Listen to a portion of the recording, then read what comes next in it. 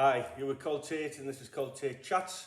We're here with the wonderful Dave Turner to discuss a little bit about what's been going on in your life. It's been a bit of a whirlwind. Yep, just a bit, yeah. And we'll also get some insight into your musical taste as well, which is good. Yeah.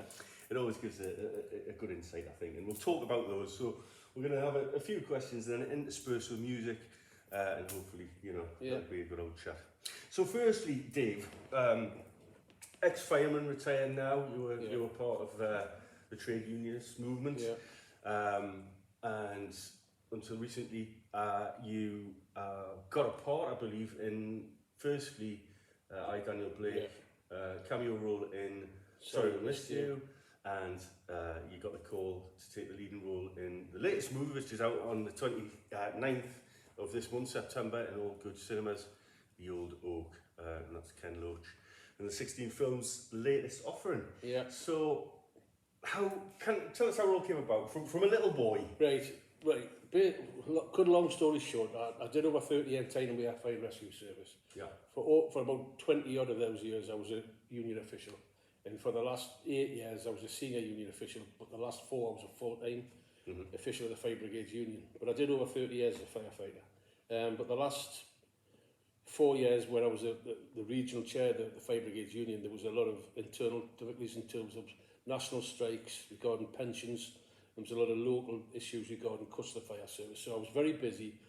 I ended up having quite a high profile within the labour movement through the meetings I was attending, CLP meetings and stuff like that. So I got to know a few people. And in 2014, a good man, a good comrade called Tony Dowling was contacted by 16 Films and asked, basically, we're coming to do a film in the North East potentially. Would he be interested in coming along for a chat? And Tony just said, no, it's not for me. So they basically said to him, well, do you know anybody that likes the sound of their own voice? So he thought of me, and when me and another lad went along to the Labour Club in Gallagher, Newcastle. Yes. And I walked in, and I said to the guy on the door, right, I'm here for a film thing. I didn't even know what it was. I just said I would go along out of interest. And I literally bumped into Ken Loach. Went upstairs, me and this other lad, we had a 45-minute chat with Ken. I've got to be honest, I said very, very little. The other lad... So like you? I know. Yeah. To be honest, the other lad spoke quite a lot. To be honest with you, at the end of it, Colleen, the casting director, said, would you like a selfie with Ken? I was like, oh, right. So I got a selfie on my phone with Ken. I thought, right, that's great. I've got one of my heroes, that's enough. And I've got to tell this because it's a long story. I'll cut it short. Basically, I was asked to go along a few weeks later, the Brunswick Chapel in Newcastle, and I walked up the stairs, Brunswick Chapel. There was a corridor, and there was about a dozen men sitting there. A lot of them I recognised were North East actors, and I was like, "What the hell am I doing here?" And I literally was about to turn and walk away. Down the bottom of the corridor, Ken Loach put his head out the door. He saw me, and he's met me once, and he just said, oh, hi Dave, thanks for coming. Sorry, we're running a little bit late. If you go and grab a coffee, we'll be ready for you. Right. I'll never forget, all the guys looked at us as if we said, who's he? So, that was me first sense of it. Then I went back and I was standing there and I could hear this, I started in this room and I could hear this guy shouting and bawling. And I was thinking, oh, can it be? I can't do that. And then the door opened and this guy came out.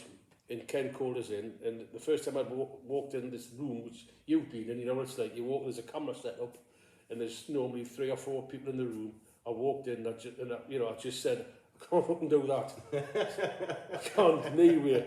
And he said to us, well, that's not what we're looking for, Dave. So I did a scenario where I sat back to back with an actor, and she was Northumbria Water call handler, and I rang up to complain that my terminally ill wife was living in a house where the boilers burst. And that was the start of it. And then I got called back a few times, ended up getting a lovely little bit in Daniel Blake, where I was a Newcastle supporter in the Newcastle strip, arguing with a bloke who went a Man United strip on. So that wasn't acting, that was just pure joy. And then in 2019, I got called, I kept in touch with Paul Laverty, Ken's long collaborator and Shakespeare, as he calls him. And I had a couple of meetings with Paul.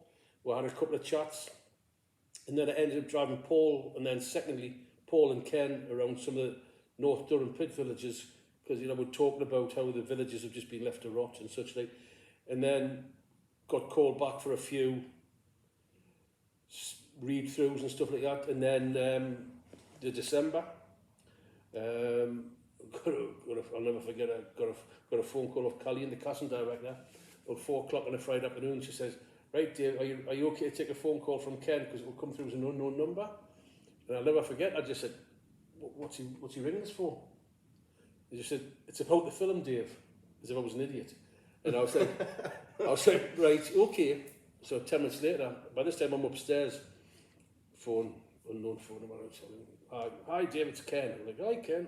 Talk about football for 2 minutes, and he says, right, anyway, he says, I'd like to offer you the role in the film. And when he said I was like, the role? And he was like, yeah. I'm not exaggerating, I had to sit down. Not bad. And I went, the main role, Ken? And he obviously detected the panic in my voice. He just said, don't worry, Dave. He says, it's an ensemble piece. He says, there's 6, 7 or 8 people in it. He says, but you will have, you know, probably most of the stuff. I was like, right, okay. We're chatting about it.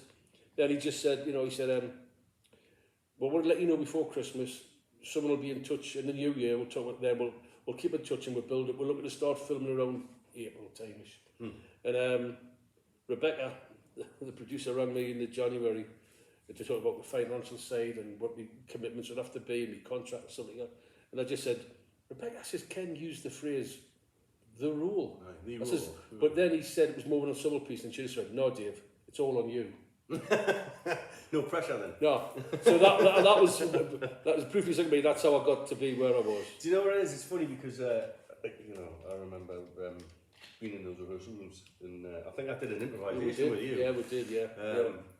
But we had some notable actors in there beforehand. I mean, we met. I met and did some stuff with Trevor, who's obviously plays a role in the film as well. Who's a sort of Trevor saved my life. A stalwart North East actor. He's a great guy. Yeah. I mean, I'll be totally blunt, right? I mean, I've said this numerous times at other places, and I've said it to Trevor. Trevor came up. I mean, we were all sitting around the first day. I think it was. We introducing myself at a mid-chat. And, you know, it was yourself and Louis and Chris and other people, you know, who really wanted the driving ambition. Trevor had been in the business 30 years or whatever. And he took us to one side a bit later and he says, listen, I know this is new to you. He said, I know you're probably a bit nervous. He said, I've been doing this a long time. He says, if you want to chat at any point, just let us know. And I've told him this. I walked away thinking, you patronising bastard. Following day, Trevor, can I have a word with you? He was being a gentleman, he was being generous, I was an arse. So the second day we sat down and had a chat, and we had a few more through the film. I had a few wobbles, and he was, you know, people like yourself, but Trevor was a godsend for me. He's able to talk to he's a good actor, but more than that, he's a top man. Yeah, he is. Yeah, and as I say there, well, I think having the mixture of sort of some actors and some non-actors, it's a bit of it's a strange mix, isn't it? Oh, very. And it's, I mean, the whole setup, the way Ken works, and I'm sure you'll vouch for it, he makes it very easy for you. And he makes it very, the environment's a lovely environment. You can't, you can't do any wrong. Well, you can. I mean, but if you do wrong, he just says, don't worry, it's only film. It is. You know, we've both experienced that on numerous occasions. But you do have that sort of abode fear over the top of your head and think, I need to know my lines here, because if I don't... and especially when it's getting towards lunchtime and you're looking at the crew are thinking, how are you, man? Get it right. We're going to be late for lunch. So there is that. But I think the one thing I would say about that, you know, I mean, I had this conversation with a few people, Rebecca and such like, they spend as much time casting the crew as they do the cast. You know, I mean, it's like a family, isn't it? Oh, I mean, you've got people, you know, I mean, Robbie Ryan and Rebecca, you know, they're as good as they get, and they drop whatever they're doing because it's Ken. Yeah. You know, and I mean, that everybody, I realised day one that everybody in the film knew more than me. So, right, I just did what they told us. But I mean, the fortunate thing, and probably not, too easy for yourself at the time, because you've got all these types of emotions going on, and you know, you've got this it's quite a weight, to say the least. You're taking a starring role. I was aware of it. Too right, and you were working flat out for that period of time that we were on set. I think you were on set every day, weren't you? You were pretty much. I think there was 30 and a half days filming, and I either did 28 and a half or 29 days. And you were in first thing in the morning. You used to come in your shorts, get changed. It was boiling hot, if I remember rightly. Yeah. I used to be having you on saying, "Are you coming in running?" I know. There was no chance of that. No, I mean, I don't until you've been in that position. You wouldn't think it would be tiring, but because of the physically. I mean, mentally. I mean, you know as well as I do. You know, some days you wouldn't finish till 7, 8 o'clock. You'd get back to the glebe where we're based, your wardrobe, makeup, and then there'd be an A4 envelope given to you. That's your lines for the following day. So by the time I got home, had a shower, walked the dog, grabbed a sandwich, it was 9:30, 10 o'clock. And then you start learning your lines. Full on, mate. Yeah, and I would have to be up at 6:30 in the morning. To be there. Because it was a drive for me to get down to where we were based. So, yeah, I mean, it was stressful. And I mean, I can't say I enjoyed the first couple of weeks. And I was after the first couple of weeks I started getting more, into it. Yeah, and I understood it a bit more. And once, you know, there's a scene in the film in the back room where the two communities come together. And that was when my character's personality in the film changed. And I was then, it's really hard, because I haven't got the skill set or the experience to fall back on, to act, because I've got no previous knowledge or experience of it. So it was really difficult for me to portray somebody as down, as just giving up on life, basically. And that's, for the first half of the film, that's what my character was. Yeah. So once he got there was a spark of hope in his life, that's when I found it a little bit easier. Yeah. But the first couple of weeks, I was struggling. It wasn't until I enjoyed the last couple of weeks.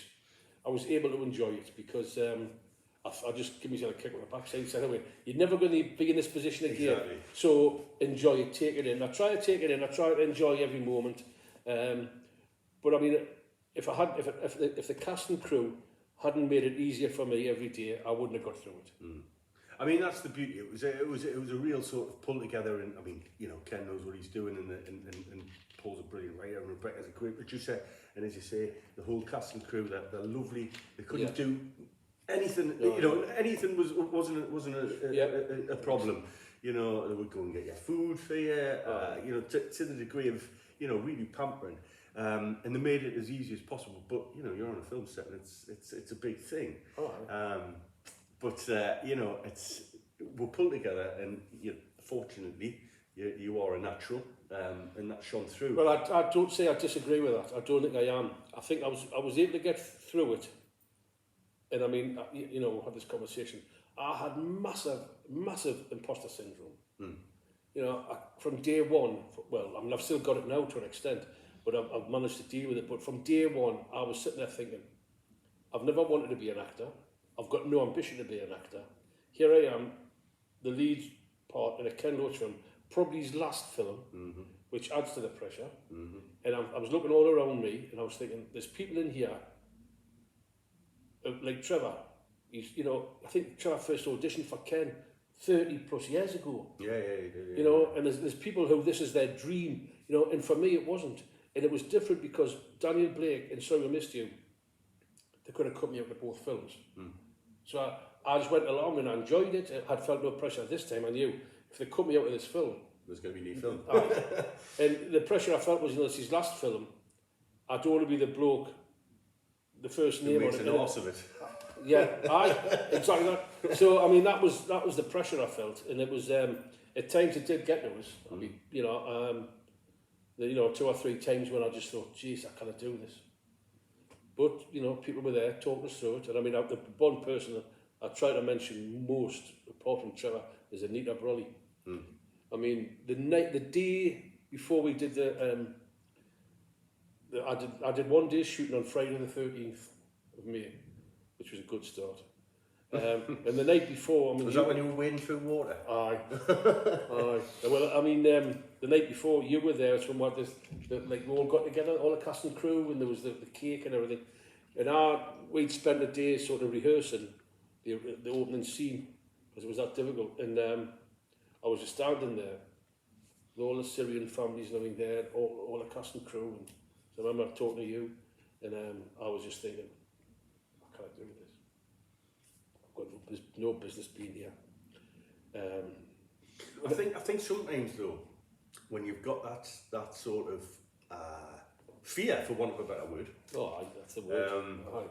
I think sometimes it sort of adds to the ambience and sort of really it's sort of you go on autopilot a little bit, don't you? Well, I mean, what happened was it was surreal because I was just standing there, and I must have been generating some vibe or something because Anita just came up. Anita was the lead makeup lady, and it's a lovely woman. Oh God, she came across and she just said, "You all right?" I was like, "Oh yeah, I'm fine." And she kept, because my hair's long in the film, because I wasn't allowed to get it cut for 5 months. So she was always come along and just, as she said, tickavating me hair. And she just stood there and she said, "I'll go and have a word with Ken." And she just said, "I've had a word with Ken." She says, I'm going to do something with your hair." So went upstairs and I walked up there thinking that I was actually genuinely, hand on heart, I was thinking, what illness can I feign to get out of this? Genuinely, Col, I didn't want to do it. I thought I can't. And I walked up the stairs and I sat in a makeup chair and I sat down and just, she talked to us. I can't remember much of what she said. She just talked to us in this beautiful Irish lilt. Yeah. And probably the dog sort of. yes, aye. Just bring a dog in. And I was Ralphie, and I was after about, I don't know what it was, 20 minutes, half an hour. Can't be right down. I walked into that room thinking, I cannot do this. I walked out, not thinking, it's got to be done, but I walked out there thinking, I might have a chance of doing this. Because, I remember, some of the things she said. And, but if it hadn't been for Anita probably that day, I don't think I would have been there the following day. I was genuinely terrified. The fact that it's his last film, in all probability, I would, and what made it worse was the amount of people who've worked with him before kept saying, especially at those companies, "You'll be going to Cannes next year, you'll be going to Cannes." So the expectation was from a lot of people, this is going to Cannes. So I was all the way thinking, right, if this doesn't go to Cannes, it's on me. And it would have been. So the anxiety levels were horrendous at the start, manageable to an extent, but then I didn't really feel the release of anxiety until I got the phone call, I think it was May this year, to say, from Ken, to say the film's in competition at Cannes. Get your suit ready sort of thing. Aye, literally, you need a tuxedo, which I'd never even worn a bow tie, really. And that was a physical relief because I knew I couldn't be that bad. I knew if it got to Cannes, and I've got the lead role, I can't be as bad as I worried I had been. Well, we knew that was never going to be the case because we could see, obviously, what was. But everyone's own worst critic, of course. I mean, all right. Well, I always remember, it probably went from that fear to you saying it was, it sort of tickled my fancy at the time. You went, well, because you've gone through all these emotions and, we all did. Right. And you went, well, this is. Yeah, one thing, the bloody Daily Mail won't like it. They'll not like me. I know. I mean, I had a conversation with Ebla after I finished filming. We went up to see houses for the day because I wanted to see some of the coastline. So Ebla and I went up to the sea houses, and I was just saying, well, you've got to have the realisation that when this comes out, the right-wing press is going to hate it. And the reviews that we got after Cannes. The publications that you would expect to hated it. So, it's just like Ken says, if the Daily Mail likes his films, he's doing something wrong. No. There was a funny one, I think, when it did go to Cannes, and obviously get scored from different people. Yeah. There was one, I think, which was from a New York press, and they didn't find it as favourable as but I'm sure that was probably to do with the language barrier, to be honest with you. I know they may have had subtitles on, but us, Jordan, thoughts coming in and saying, everything, what on earth are they to be honest with you, Colin, one of the things that I found I've stopped myself from doing was reading, because there's obviously the trailers on YouTube, and it was a couple of weeks ago, I just, somebody sent us comments or something. At the time it was 99 comments underneath. One of the comments is, bear in mind, this is almost certainly from somebody who hasn't seen the film. Yeah. This bloke, there's a bloke, he just says something about it. The film, once you understand the plot, and it's about an overweight old bloke trying to jump a young lass, then you understand it. Oh, God. So, that's helpful. It's not that, by the way. Well, it quite clearly isn't. And then there was another one which criticised the actors' accents. and made some comment about transatlantic. I think as if he's an all floated from Hollywood. Then somebody actually put on, you know, everyone's from the area. It's authentic accents. Yeah, I mean, this is how we talk. I mean, the thing is that the film is set in a unnamed County Durham village, and none of us have got authentic County Durham accents, but we've all got northeast accents. Yeah. You know, you go to any northeast village, it's not like it was 60 years ago. It's not like people born and bred in the village, so you do it. I mean, everybody in the film is using their own accent. Nobody's putting an accent on. So it's things like that. So I mean, I've just decided not to bother reading anything. The funniest one I saw was a guy from America who slaughtered the film, slaughtered his first paragraph. Said it could be done by AI. Right. Then the second paragraph said, disclaimer: I have not seen the film. Well, that was. So I mean, yeah, some guy with a website in America decided he actually said it was basically his review was based on the trailer or something like that. Ken Loach films. Oh, right, okay, so you hadn't even seen that. So there you go. I mean, goodness me. Such is life. Such is life. Right, we're going to pick up the beat. We'll come back and discuss some stuff in the moment. But what I do like to do, just to keep things light, is discuss sort of music choices. This was difficult for me. So what we decided, we've got three categories. We've got something old, something new, and something blue. So we'll go for something old. And what is it that you like about? I'm going to play it as we go along. What I'll do is at the end in the bio, I'll put the links for all the songs so you can listen to them without us talking over the way through them. But we'll discuss them because we're obviously going to discuss why we like them. But your first one is by a very famous man, Mr. Sinatra. Mr. Sinatra. And I'll find this. You say I grew up on Sinatra. That's you, that. Oh, it is. So you grew up on this man, yeah? Yeah, I mean, mother was. Is this the right song? So this one's How Do You Keep the Music? Yeah, it's from his last studio album, Ellie Is My Lady. Yeah. It was 1984. My mother was absolutely besotted with Sinatra. I grew up with Sinatra, Tony Bennett, Jack Jones, but Sinatra. I mean, she was. When I was my dad died in January, and I cleared the house out, and the amount of stuff that was still left for my mum, who's been dead 15 years, about Sinatra she was obsessed with him. So I grew up on this. And my mother's funeral was 2 Sinatra songs, and I chose this one. It's not my favourite Sinatra song of all time. Because most of the stuff I really like was from the 60s when he was with Col Tait Chats. This is a great album. See, it's Ellie Is My Lady, and it was all done by Quincy Jones. And he's got some of the best jazz musicians, George Benson and loads of others, all play on this. And I just think that this version of this, his voice is still strong, and but it's got more to it. It's got more feeling, it's got more soul in it. And I mean, the last 2 albums he did, the duets ones, were just copy and paste with other people singing next to him. This is his last album, and I think it stands up to any album that he made. As I say, I just think it's a beautiful. It's funny, my friend who's a big muso, he's a little older than me, and he actually took his mother to see Sinatra before he died. And I one was trying to do to the series, I seen James Bond before he died. And Sinatra would have been the one. My mother saw him 3 times, I think. She went to Amsterdam, she saw him at the Royal Albert Hall and somewhere else. But she saw him, when the day he died, my mother was bereft. I mean, she was absolutely devastated. Yeah, I mean, the first memory of music I have, and I spoke at my mum's funeral, the first memory I have is standing watching my mother iron, and I'll be about 5 or 6, and there's a very obscure song by Frank Sinatra called Winchester Cathedral. It's not, it's not even very well known, and that's my first memory of music. Sinatra singing Winchester Cathedral. My mum struggled her hips and dancing it when she was doing raining when I was 5 or 6 years old. So Sinatra has a massive place in my heart.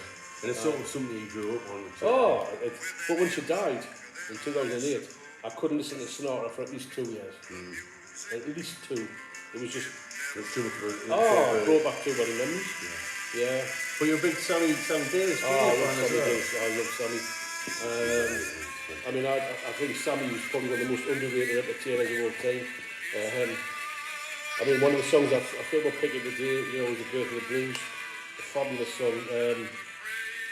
But I mean, Sammy could do everything. And Mr. Bojang, there's a couple of live versions of that when he was possibly just barely talking. They're talking about the old man and his dog. But that say that when you ask me to pick music, you know, my music likes probably stopped about 25 years ago. You know, very little I listen to that's not that old now. But that's, you know, and I do ask you for a new song, which is obviously where you struggle. But I think a lot of this stuff I like is eclectic as well. And you know, when somebody asks me, you know, I find it very difficult because I'm doing a number of these interviews, and I'm having to pick 3 songs over and over again. I mean, good luck with that, Col. I tell you what, like, But we'll get there. But no, it's a lovely song, and I was a big Dino fan as well. Well, the whole Rat Pack thing was brilliant, isn't it? I mean, there's a lot of people who said who knew them both that Dean Martin was the man that Sinatra wanted to be. Yeah. Because he was so cool. I mean, Dean was genius, absolute genius. So my choice for something old, see if you remember this one. And the reason why I picked this is the song that I had a single ball crush when I was my first ever single. And it was this man, Mr. Jury. And Ian Jury and the Blockheads. Oh, the Blockheads, good call. This is clever, Trevor, but the song that was bought for me, there's a funny story behind it. It was bought as a single, it was hit me with a rhythm stick, right? And I played it over and over again. My sister started getting older. She was so sick.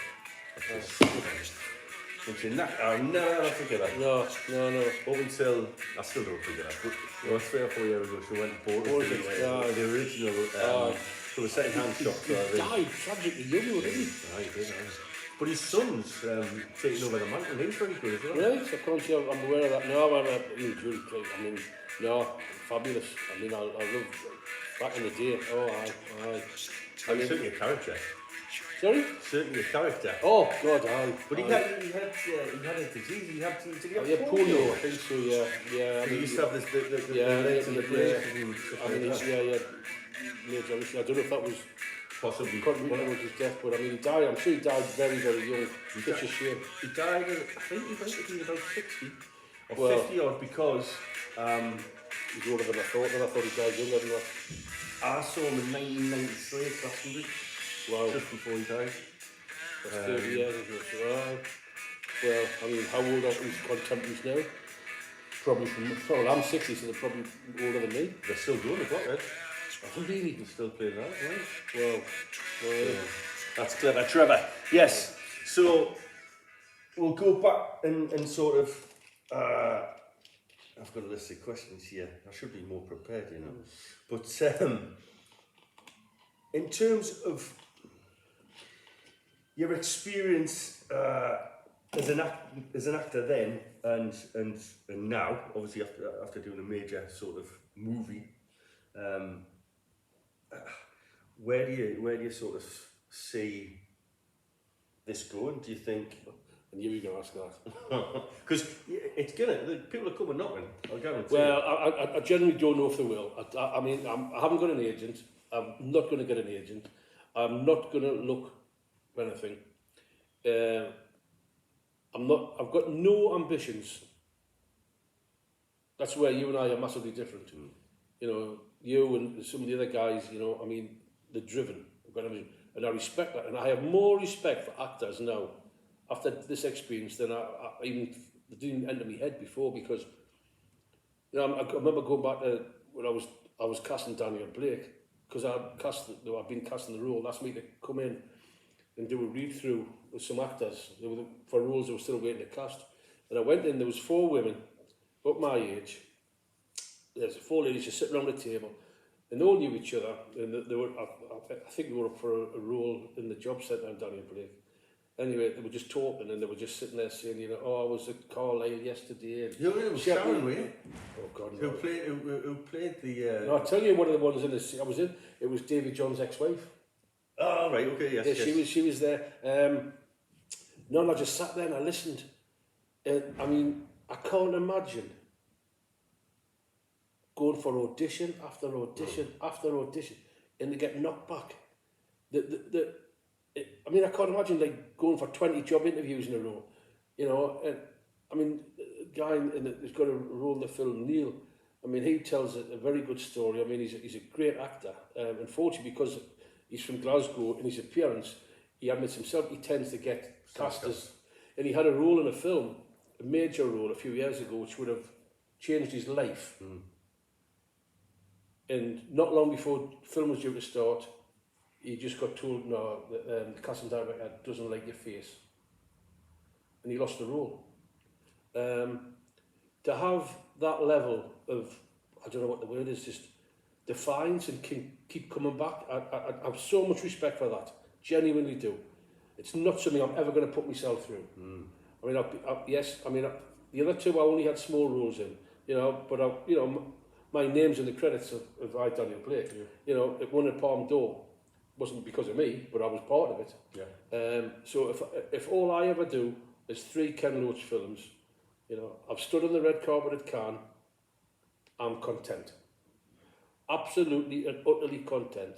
You know, if you'd said to me at any point in my life, I would be standing on the red carpet, you know, walking up them steps into here, I'd have hundreds of people, and then walk through the tunnel at Cannes with no knowledge of what's going to happen, and you like emerge out of the darkness of this tunnel into I think it's 2,500 seat cinema. Yeah. And you're literally you walk like you're like a pit pony. You come out into the light and you're just like, right. And everyone's standing up applauding. Just clapping for about 7 minutes. They clap for a long. I mean, 15-minute ovation you got. Now, after the film, 15-minute standing ovation. Yeah, I mean, the love for Ken is unbelievable. It was one night we had to leave the hotel by the back door because there's that many people. Yeah, and he gets stopped all the time. People wanting selfies.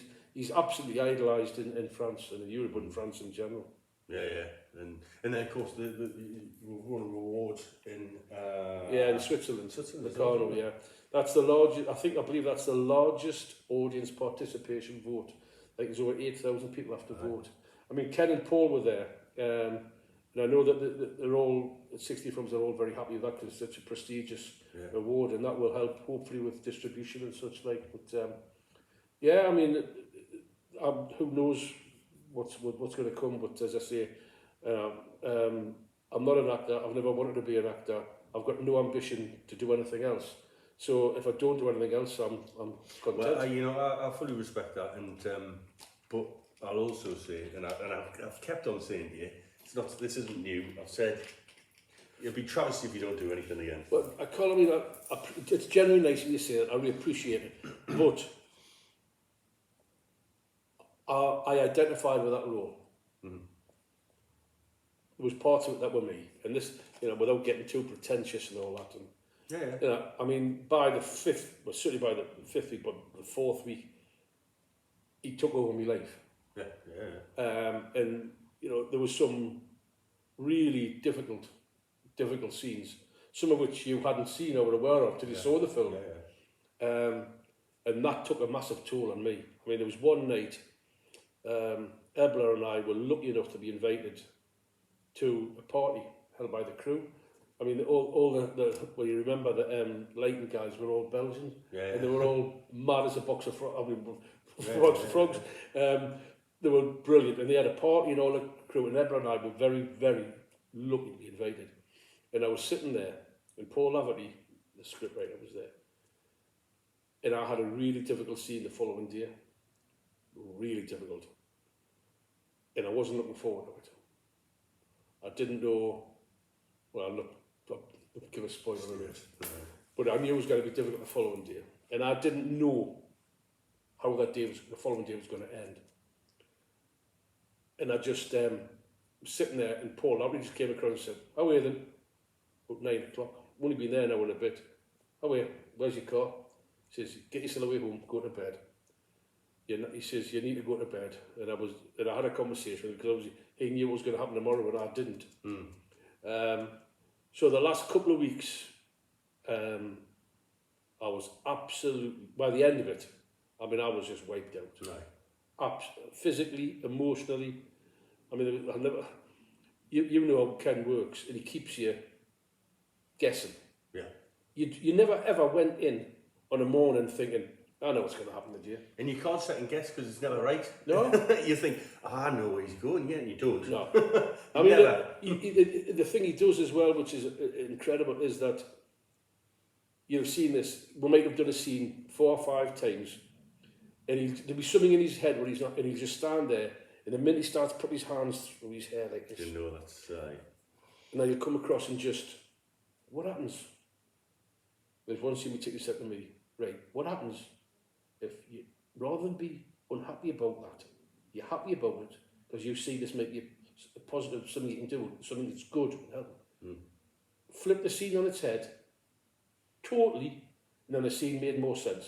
Yeah, they give you a clearer insight. So I've done 5 or 6 takes with Ebla and Neil, and then flipped it, and it went from being a miserable sort of scene, which it was, to a scene. Oh right. Yeah, it's got a bit of hope there. Yeah.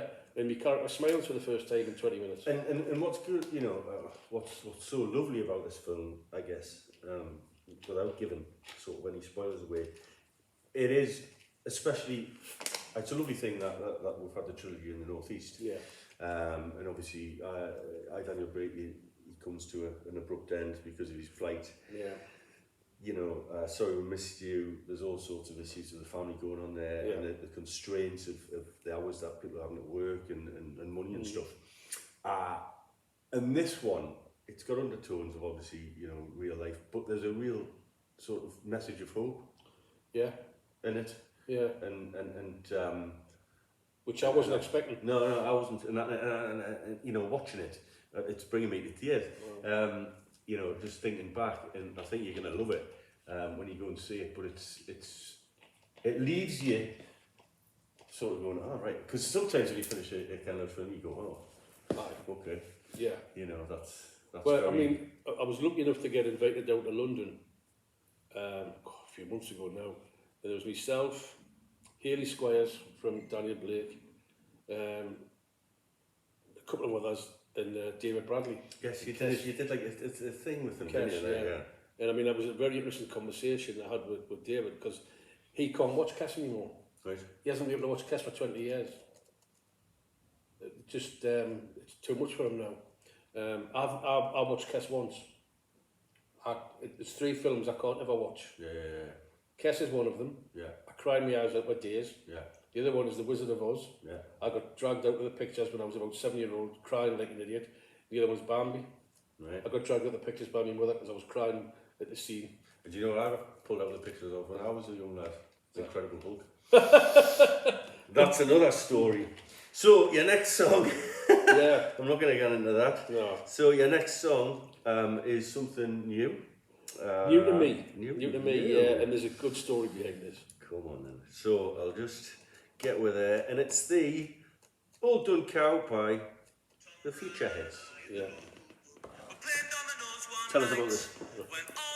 Claire Robertson, who's in the film, and is brilliant in the film. She mentioned to me in the first week or so that her partner was in a band, and they were playing at a pub in Sunderland. And I just thought, oh, so it's a pub band. Yeah. So we lack of awareness was staggering. So she said, well, do you want to come along and see them? Get your ticket on the door. I said, right, yeah. But where I live at Sunderland's right. But I went, and they were playing in a place in something called the fire station. Yeah, it's good. Now, bear in mind, I'd worked there when I was a firefighter. I was never based there, but I'd worked there. So I went along and I hadn't been there, so I didn't know what to expect.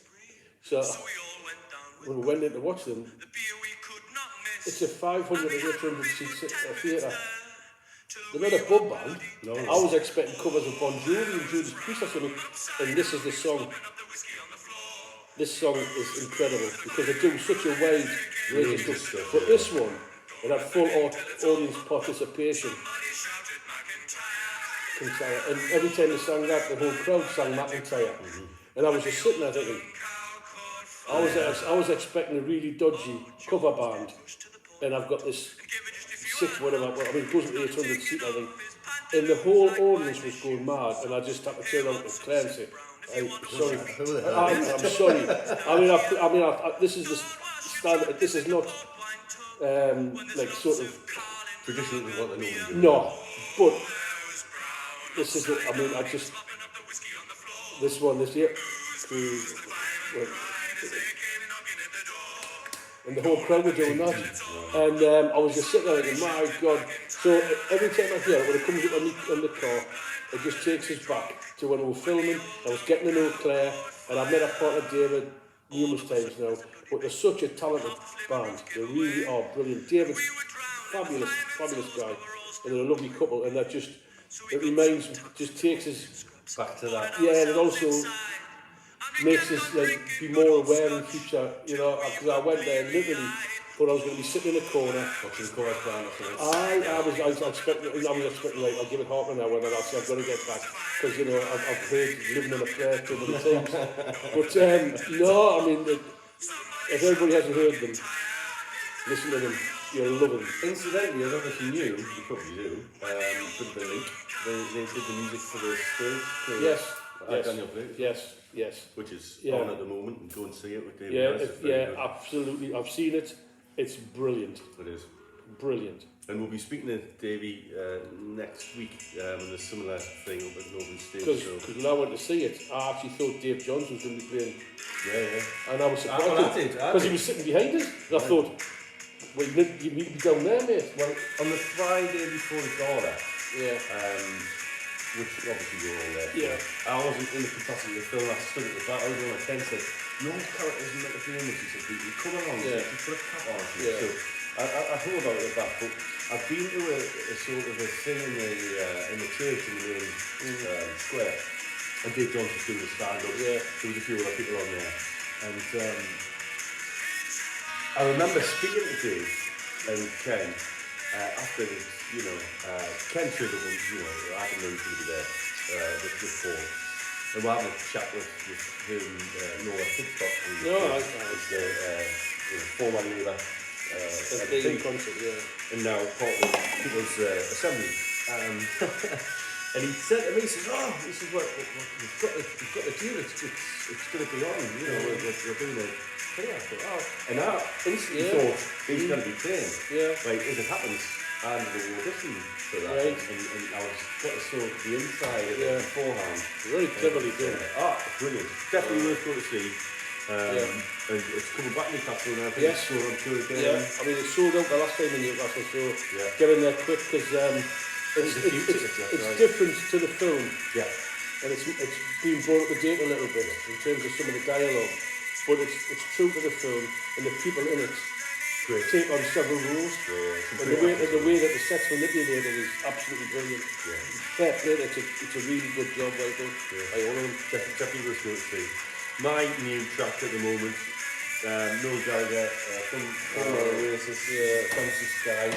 It's just 41, it's really good, I like it. I know, I've heard a lot of people, commentating. I'm tired of the whole brotherly dispute. Oh God, I think that just fuels getting the publicity, I think. I mean, they're ultra talented, brilliantly talented, but I mean, just you keep going with our kids and it's draining, but I mean, Oasis. Big band, I mean, in respect for them, they haven't just come back together for 100 million or whatever and done a few big stages. No, I mean, I love the race, it's brilliant, but I can't, you haven't told me that I wouldn't know that till it was. Worth a listen. Right, so we've got one more song from each of us before we do that. Before that, I've got a few more questions, obviously. But we've covered quite a bit, which is nice, and we've overlapped on some of the questions, which is so. We talked about the red carpet before, but going from being trade unionist, ex-fire serviceman, to the red carpet, what was going through your mind? You touched on it slightly, but my God.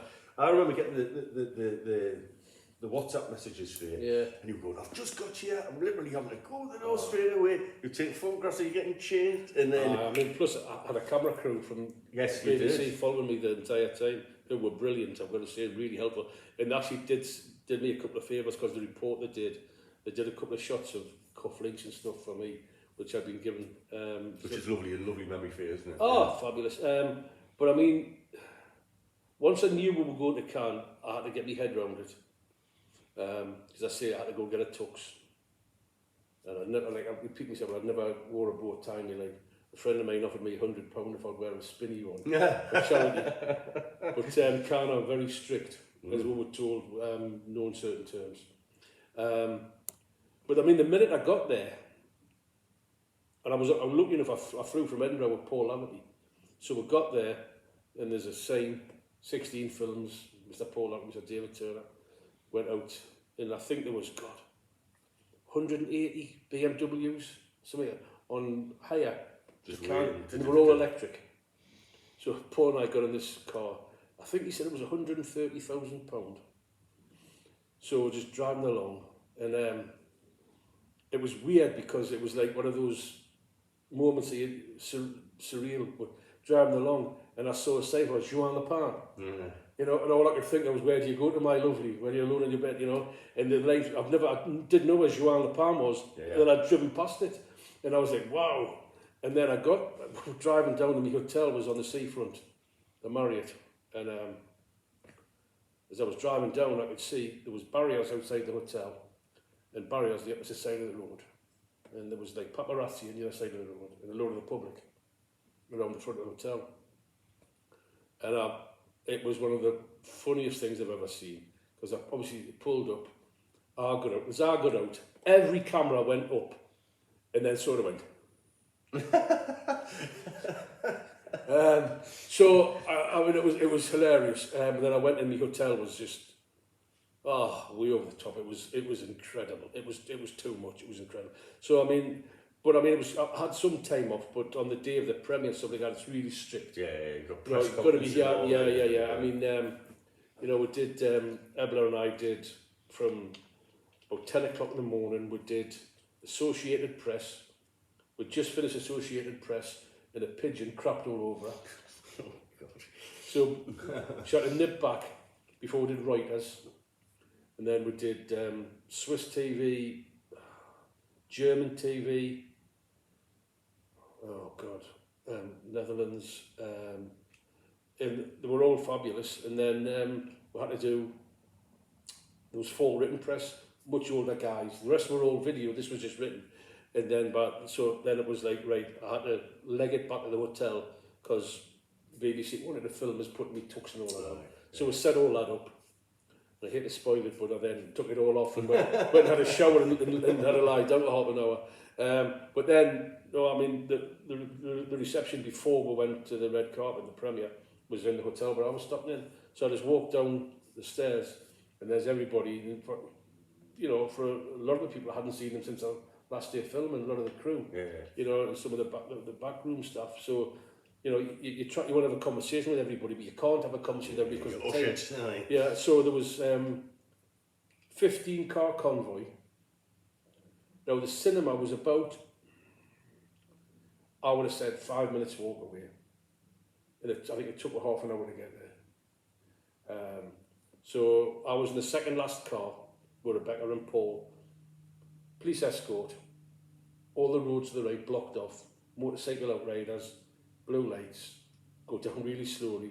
Then you get to the red carpet, you get out of the car, and it's just absolutely overwhelming. I mean, there's hundreds of photographers either side of the red carpet on benches. You've got all the public just wanting photographs, and they're looking at you. Obviously, they don't know they recognise Ken, but obviously they don't recognise anybody else probably.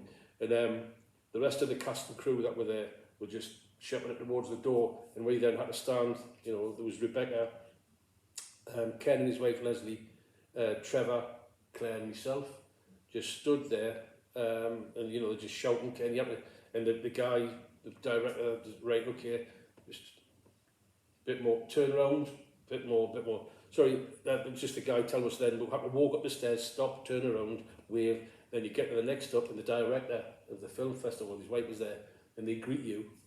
Then you have to, shake hands and say, then you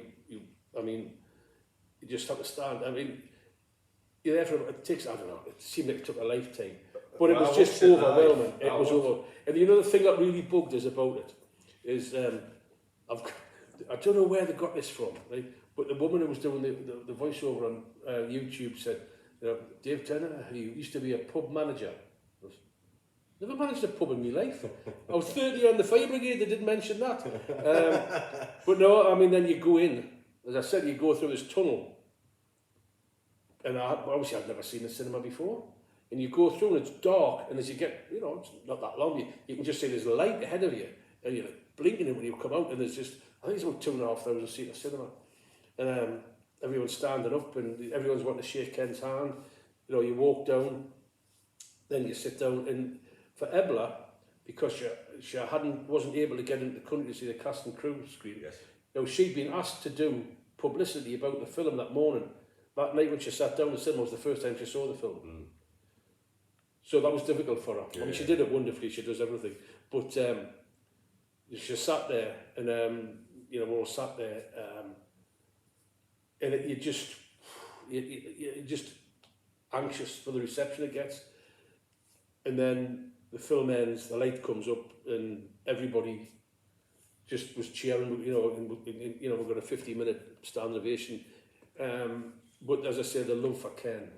But then we're standing there, you've just got to stand there and smile while you're visible, and the camera's this close to your face, this, you know, and then you realise that's screen. You've got to, you know, this is big enough. It doesn't need to be 80 foot wide. You know, it's, so no, I mean, it was, and then after that, then you get shepherded out, back into the cars, back into the police escort, whoosh, police escort to a restaurant.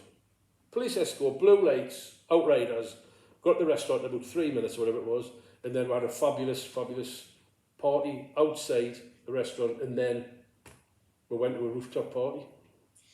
Which I'm sure was, did you say any, were you schmoozing with them? No, I mean, I was a corporate whore by accident. I was standing there, in my tux, and this American guy come up and said,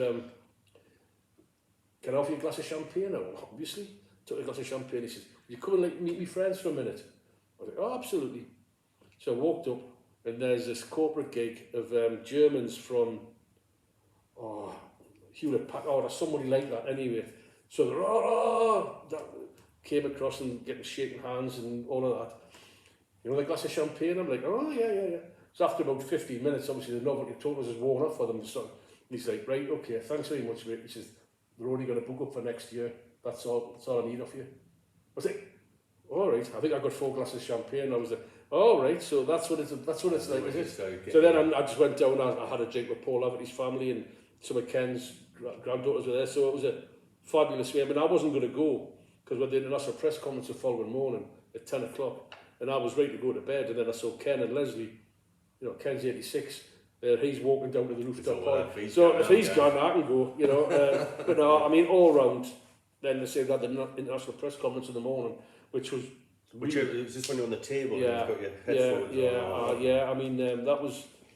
I mean, Ken and Paul took 90% of the questions, obviously, because, you know, it was really interesting to watch a couple of reporters try and trip them up. Right.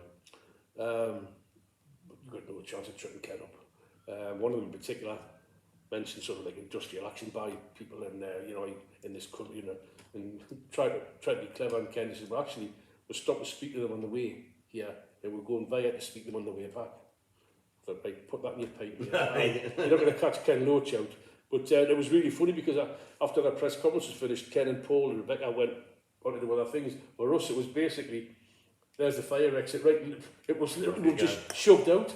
Right, we're done with it, find your way back, basically. But I mean, it was absolutely, mate, I mean, like I said. What an experience. I mean, the whole thing, and then for it to culminate with that, I mean, it must have been real goosebumps. I mean, I've got it on, I've still got it recorded because it just, I mean, some of it just passed you by. Well, that's it, yeah, you have to, I better say a whirlwind. I mean, everybody, you know, I mean, I've never, well, for Daniel Blake, I was recognised 3 times. Mm-hmm. Once by a Scottish football supporter in Slovenia, other 2 times in the gents' toilets at St James's Park.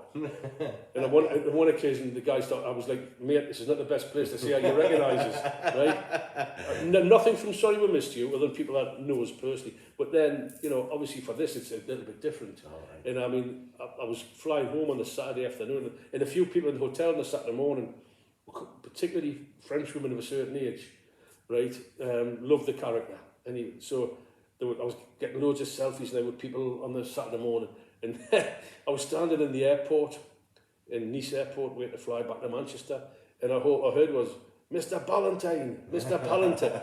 And this guy is in a Moroccan airline queue, comes running over, Mr. Ballantyne. I'm like, right, and I was just, this is just crazy. Aye. Like, get used to that, son. No, I mean, it'll be mad for a couple of weeks, but it'll die away. I don't think. It will, man. It will. It's not something that's. I mean, it's not like I've got the lead role in Indiana Jones film. Aye, but then if you look at the likes of Kes and things like that, I mean, that's... Yeah, but I mean, Kes is, you know, I mean, it's been voted, you know, one of the best British films of all time. And it's iconic in the sense of, you know, everyone remembers, you know, the poster. Yeah. Because I got my photograph tape with David, and he did that with camera, and for a second I was thinking, what are you doing? And I remember. I should remember, I've got a poster on my wall in my living room. Look at Isaac, he's just telling them, yeah. Flipping the bird. Right, final song. Yeah. So, this is something blue, and this is something he said to me, he said, sorry, mate, you have to, you know, forgive my ignorance. ignorance. He says, is it a blues song or just anything but blue in the title, yeah. So, we have. And I went through loads of songs with the word blue in the title. So this is Behind Blue Eyes, and it's The Who. Yeah. What a great song. Yeah, of Who's Next.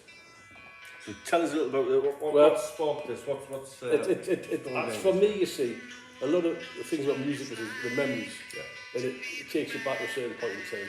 And when I was about 17, 18, I used to live in Sunnyside, but we used to drink in the next village down. And my best pal at the time, Chris Lower, lived in Wickham, so the amount of Friday night and Saturday night I stopped at his house. And his brother had this album, and every time I stayed, this music would be on, this whole album. You know, Barbara O'Reilly, Won't Get Fooled Again, or, you know, I mean, it's just, there's not a bad track on the album. And I just think that's, I mean, I know it's still good, but I think it's when a band is its absolute prime, yeah. You know, they were all still there. There's the original four. They were playing fabulously. Dalton's voice, you know, I mean, it's still good, but by God, then, I mean, it was... Right. And it just takes me back. Oh, isn't it? Chris Lower's house, Wagsley in Wickham, getting up in the morning, his mum would always make fried eggs, tin tomatoes on toast about that thick. And it takes me, it's just the music takes you back, and that takes me back to Big Chris's house. So it's all about, for me, memories and emotions. I think that's the beauty about music, isn't it? Yeah. I think that's what it does. If you think about times in your life, I mean, you just perfectly described it there. Certain times in your life, I think you associate music, and you'll think, oh God, I was doing that, I was doing this. And I think that's where some of the best ones come from. Oh yeah. I mean, the stuff I've played in my car and I've got on my phone, I mean, eclectic doesn't even come close. I mean, I've got some truly bizarre music, but it's all about memories.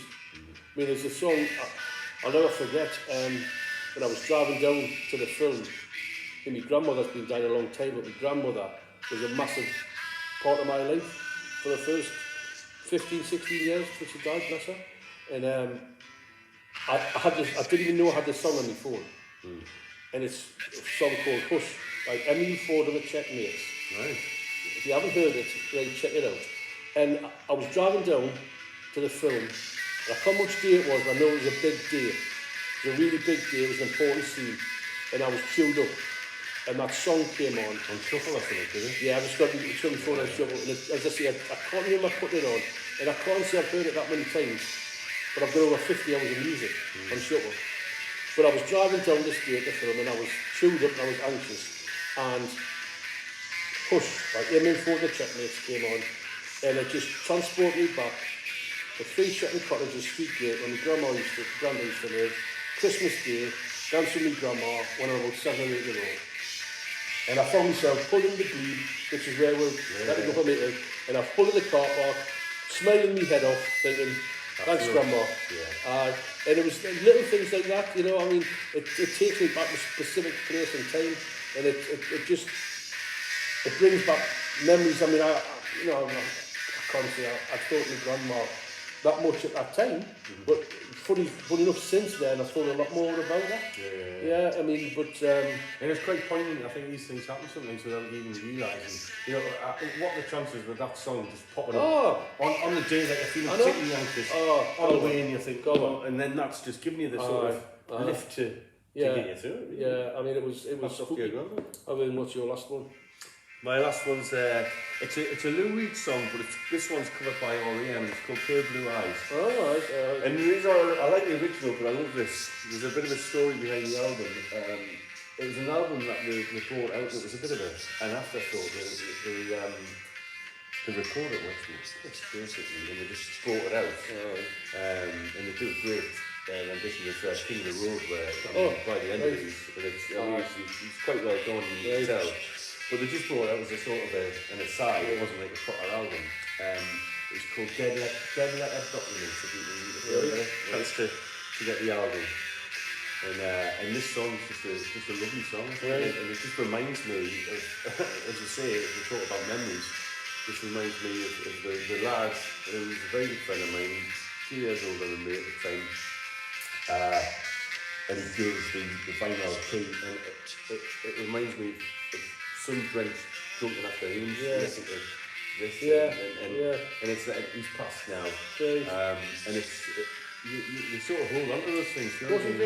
You do. I mean, my stepdad, but it was my dad. My stepdad for over 40 years. He died in January this year, and that's when we big son. He's never got to see the film. He was desperate to hang on, but he'd been battling severe ill health for the last few years. But it was Christmas, Boxing Day, sorry. My eldest daughter actually lives in Glasgow, and me and the ex-wife had gone up to see her.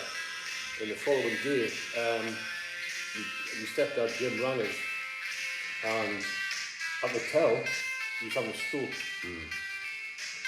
The other daughter, Danielle, who's a nurse at the RVI, I rang her because she was still at home and she didn't live that far from Jim. I said, Dan, I need you to get round to Jim. No, I think he's having a stroke, and he was. And he went to the hospital. It was just a mini one, and he was able to come out and get another year and a bit. But, and Anne's always with us in the car, and yes, you know, I mean, we were driving back down, and oh man, I had my phone on shuffle, and every bloody song that came out was like my mum stuff. But then the spookiest one. Now, I was asked for Jim's service what songs I wanted. Now I couldn't remember Jim really liking any music in particular, but the day he died, the 26th of January this year, I was driving home from the hospital. He'd just passed at like 9:10 in the morning, so I'm driving home, and I was in a really bad place. He wasn't my biological dad, but he had been my dad all intents and purposes for over 42 years. And I knew my life was going to change because he was sort of my last link to my mum and all that. And I was driving down, and there's a Shirley Bassey song on, and I'm going to kick myself because I can't remember the title of it. It was a Shirley Bassey song came on. And again, I didn't even know I'd put that on my phone. I can't remember the name of it. Anyway, Shirley Bassey song came on, and it was about like she lost her love and all that, and I was just like, wow. So I played that at his funeral, but again, it was just weird. You know, I'm not a believer in, you know, fate and it's just chance and circumstance. But another occasion when a song came on at the right time. That was it. Yeah, and I mean, I've heard it since, and I mean, as I say, I'm kicking myself, I can't remember it. But it's not a well-known Shirley Bassey song. But it's just, I sometimes think that, you know, but music can evoke some wonderful memories. I mean, my mother, when we went to see A Star Is Born, not the modern version, Chris Christopherson and Barbara Streisand. My mother was a massive Streisand fan. And at the end of it, there's a really emotional song. Chris Christopherson's character's died.